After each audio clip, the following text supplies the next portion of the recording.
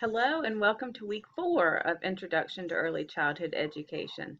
I thoroughly enjoyed reading your discussion board postings about your favorite teachers.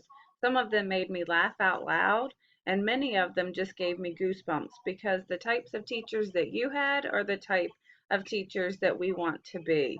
So I hope you enjoyed that discussion board posting. It was very light. It wasn't anything that really required any kind of research. But I thought it was important for us to correlate those characteristics that they talked about in chapter 4 uh, or chapter 3 to be able to kind of put them in perspective with some of our favorite teachers. So this week we're going to be shifting gears and we're going to be doing the next section of the book, which is the why of early childhood education. So this week you actually have two chapters to read again, chapters 5 and 6. Chapter 5 is the theory chapter, which will be the easiest way for you to kind of remember it. But it really is talking about the rationale behind early childhood education. You're going to become very, very familiar with theorists by the time you're done with your CHD classes. And so for this class, chapter 5 really gives you an overview of many of the different theorists that have been instrumental in early childhood education, starting all the way back with Froebel and Pestalozzi, and moving forward to Piaget and Vygotsky and Erickson, some of the names you may be more familiar with. So what I've done this week is I have actually uploaded some videos for you to watch. Now, I'm going to warn you in advance that sometimes videos can be very picky on Blackboard.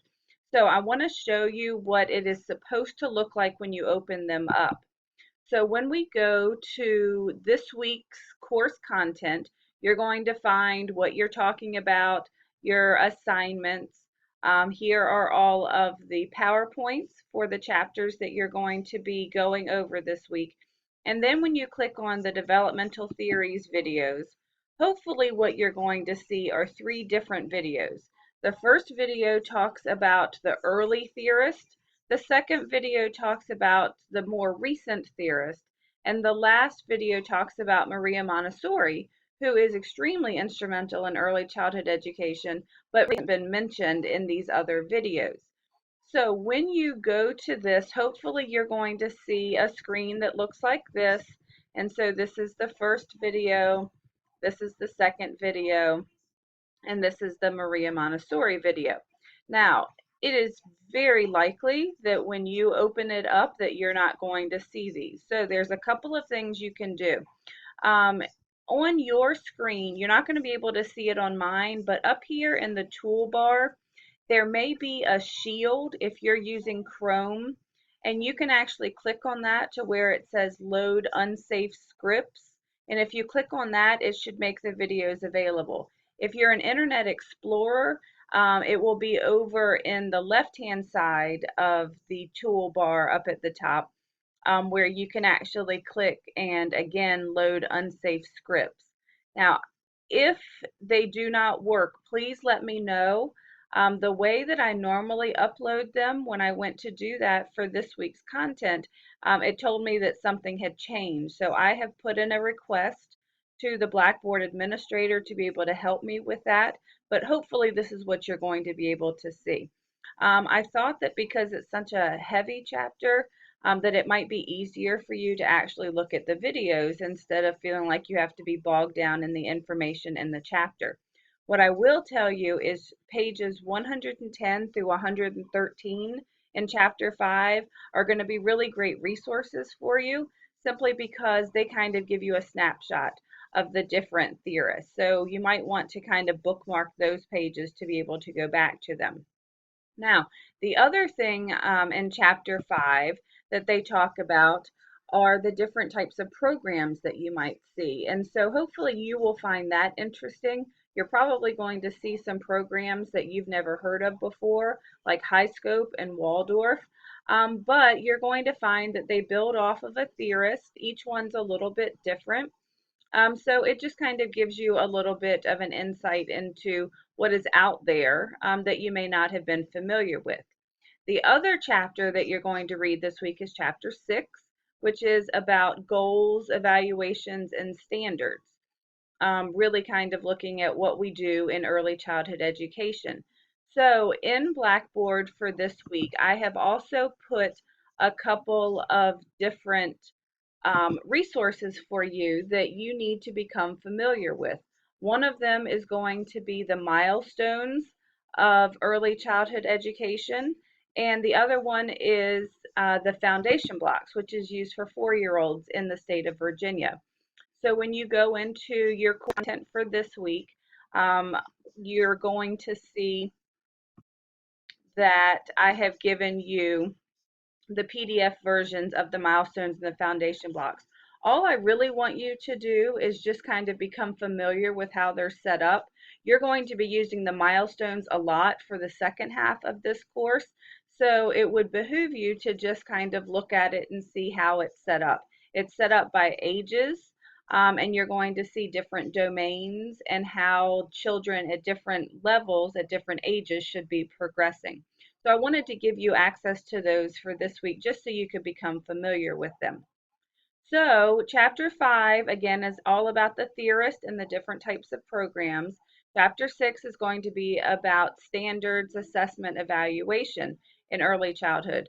One of the most important things I hope you take from this particular chapter in chapter 6 is the fact that we should have observation as one of our best evaluation tools. We certainly don't want to be doing any type of testing with young children. So for your attendance and participation this week, you actually have, it's called a theorist short paper. So I just wanted to quickly go over it to make sure that you understood what you were doing. But basically, this is just going to be a short paper, and I'm not kidding when I say short paper, no more than 2 pages. Some people can get it done in one, and that's totally fine with me. But really, what I want you to do is once you've read about the theorist, watched the videos, I really want you to take some time and decide what you think about having theories in early childhood education. And basically, all you're going to do is answer 3 questions. Each question I'd really like to be done in a fully developed paragraph. So the first one is why it's important to have developmental theories for early childhood education. The second part of it is of the many theorists mentioned in the videos and in the chapter, which 3 really spoke to you and why? And give some concrete examples of why you support these theories. So, for instance, I am actually a huge Vygotsky fan.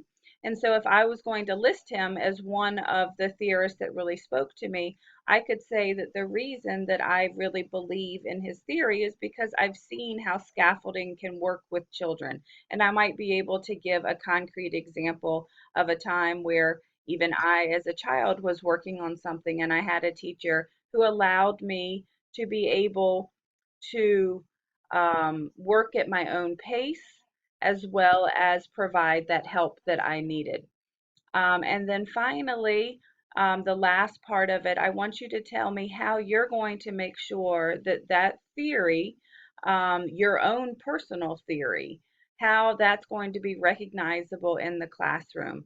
And again, so if you were to support Vygotsky theory, then you would say that you would allow children to experience learning on their own, but would be there to help them through their zone of proximal development.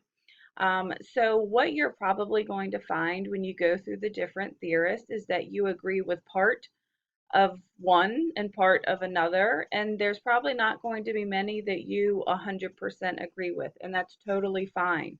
But it is important to start pulling those pieces that you do agree with into your own personal theory, because in other classes you're going to have to actually discuss that. So that is what you're going to be doing for this week's assignment. So no discussion board for this week. This takes the place of your attendance and participation. So again, just make sure that your writing style is very clear, free of spelling and grammatical errors, and that you really have addressed all 3 of those questions fully so that I can really get a sense of what you agreed with and how you're going to be able to use it in the classroom.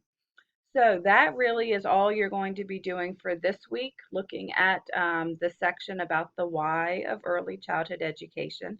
I'm going to be going through your inclusion project assignments this week and getting those graded for you. So I would say probably towards the end of the week, you can check in the grade book and see if those grades are posted. As soon as I have them graded, they will immediately go into the grade book. And I look forward to reading your personal thoughts on the different theories. So don't get bogged down in all of the very heavy information when it comes to the different theorists. Really just kind of use it as a time to learn about where we came from.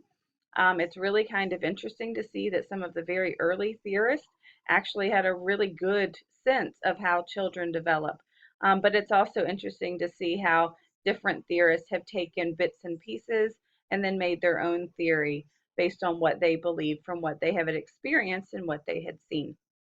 So enjoy the week. I look forward to reading through your inclusion projects and also your theory papers when you're done with those. So if you have any questions in the meantime, please don't hesitate to contact me. That's what I'm here for.